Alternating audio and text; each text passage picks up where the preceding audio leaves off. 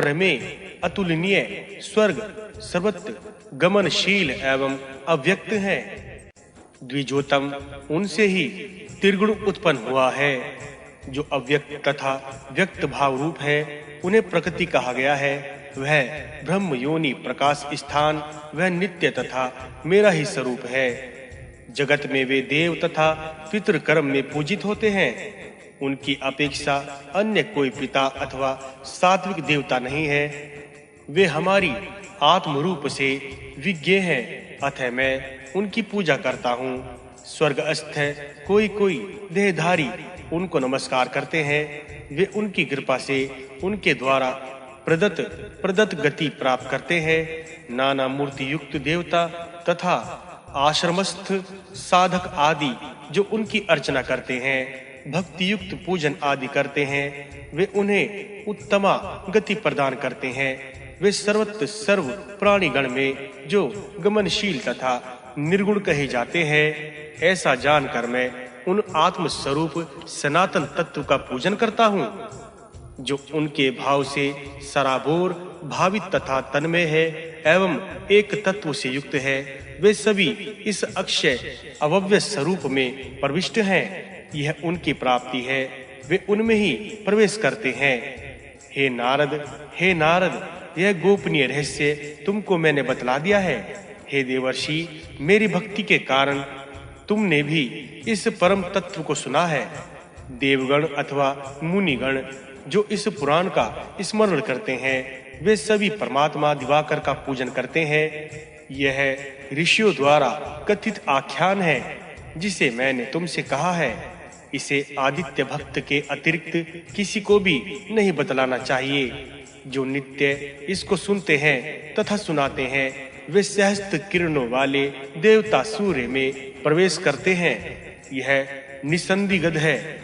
इसका श्रवण करके आर्त व्यक्ति रोग मुक्त हो जाता है, जिज्ञासु ज्ञान लाभ करता है और अभिषिप्त गति को प्राप्त करता है। जो मार्ग में इसे पढ़ता है वह निर्विघ्न अपने गंतव्य तक पहुंच जाता है। इस प्रकार जो जिस कामना को करते हैं वे उसे निसंदेह ही प्राप्त कर लेते हैं।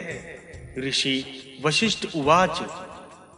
ऋषि वशिष्ठ देव कहते हैं, महात्मा नारद ने मुझसे यह कहा था कि हे राजन, सूर्य की भक्ति के कारण मैंने इसे तुमसे कहा है। अतएव हे राजन, तुम सर्वदा भगवान सूर्य की अर्चना करो। वे ही धाता विधाता तथा समस्त जगत के गुरु हैं। छठा अध्याय प्रारंभ। बृहद्वल कहते हैं, सांब इसलिए सूर्य के शरणापन्न हुए। वह कैसे संपन्न हुआ तथा उग्र शाप पाकर उन्होंने पिता से क्या कहा। वशिष्ठ उवाच। ऋषि वशिष्ठ देव कहते हैं, तदंतर सांब शाप से अभिभूत होकर पिता से बोले, हे देव, मैंने क्या अपराध किया था जो आपके शाप के द्वारा मैं अभिशप्त हो गया हूँ।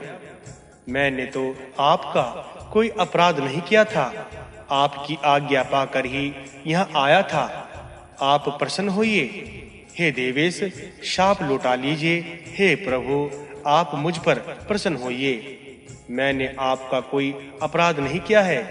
हे जगत के पति, आप प्रसन्न हो जाइए। शाप लौटा लीजिए, प्रसन्न हो जाइए।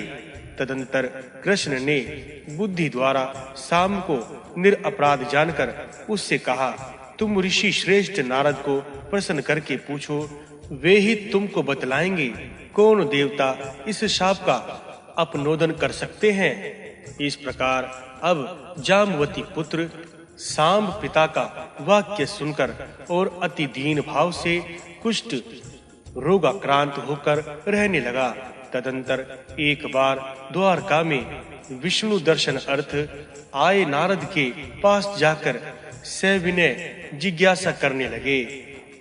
सांब कहते हैं, हे भगवान, ब्रह्मपुत्र, सर्वज्ञ, सर्वलोक गमनकारी, विपेंद्र, निष्पाप मैं प्रणत हूँ। मुझ पर दया करिए। मैं आपसे जो सुनना चाहता हूँ वह आप अवश्य कहिए। सभी देवताओं में कौन स्तुत्य है, कौन अव्यय पुरुष है, कौन दीनों का हितकारी है।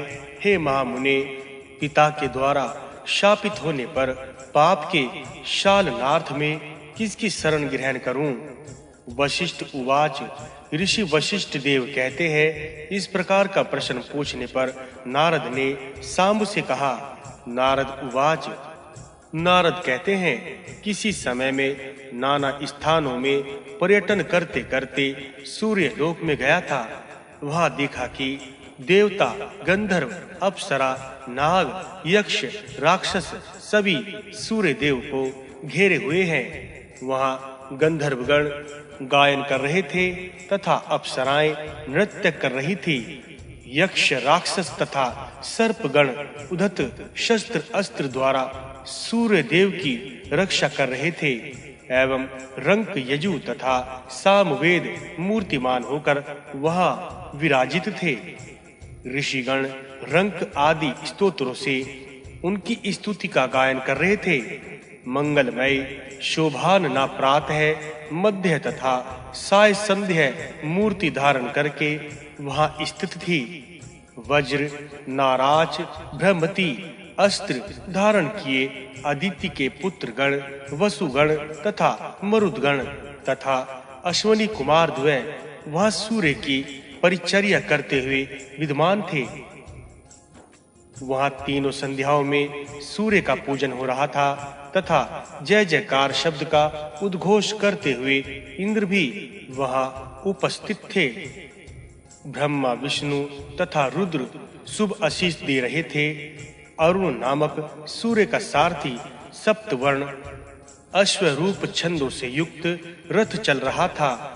उसके दोनों पार्श्वों में दो भार्या मंगलमयी राज्ञ तथा निशुभा बैठी थी तथा अन्य विविध नामों के देवगण उनकी परिचर्या कर रहे थे।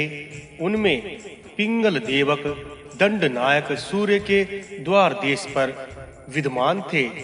स्तोषनात्मक कलमाश पक्षीद्वय मेरु तुल्य व्योम के 4 अंग रूप थे।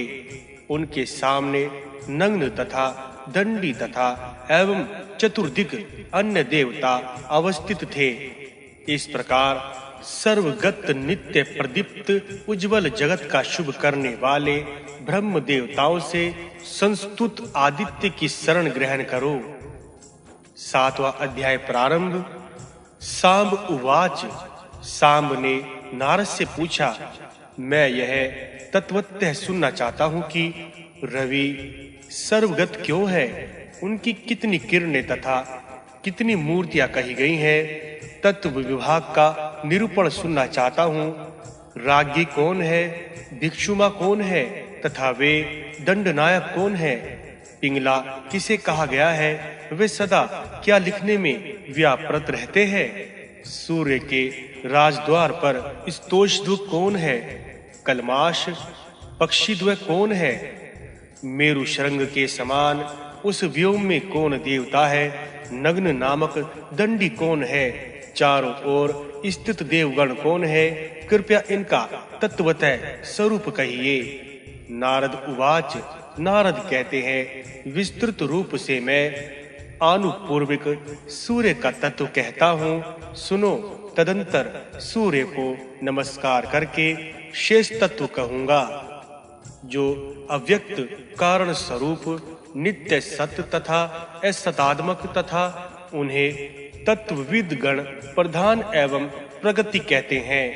वे गंध, वर्ण, रस, शब्द, स्पर्श से रहित एवं जगत के कारण के रूप में समृद्ध सनातन परम ब्रह्मा है, जो सभी प्राणी गण के विग्रह स्वरूप है। वे पूर्व में अव्यक्त थे, वे आदि अंतर्हित हैं। अज सूक्ष्म त्रिगुण आत्मक सृष्टि प्रलय रूप है, जो बुद्धि से भी अतीत तथा दुर्विज्ञ है। उन्हें विद्वान परम पद कहते हैं। उन महात्मा के आत्म स्वरूप के द्वारा यह समस्त जगत व्याप्त है।